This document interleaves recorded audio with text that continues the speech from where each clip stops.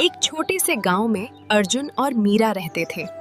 यह कहानी है सच्चे प्यार और खूबसूरत शादी की। एक दिन मेरी जिंदगी बदलने वाली थी, मगर मुझे उसका अंदाजा नहीं था। दिल्ली के खूबसूरत शहर में अर्जुन अपनी सादा मगर खुशहाल जिंदगी दिल गुजार किसी अनजाने एहसास का इंतजार करता है।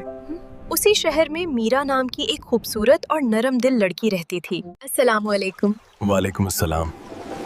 ये पहली मुलाकात दोनों के दिलों में एक नई कहानी लिख गई। कुछ ही दिनों बाद अर्जुन के घर वाले रिश्ता लेकर पहुंच गए। हम मीरा का हाथ अपने बेटे के लिए मांगने आए हैं। हमें ये रिश्ता कबूल है। ये सुनकर हर चेहरा खुशी से खुल उठा।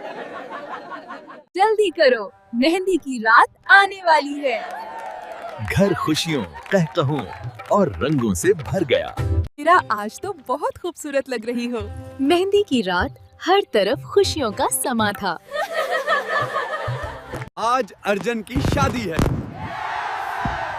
बारात धूमधाम से मीरा के घर पहुंची। क्या आपको ये निकाह कबूल है?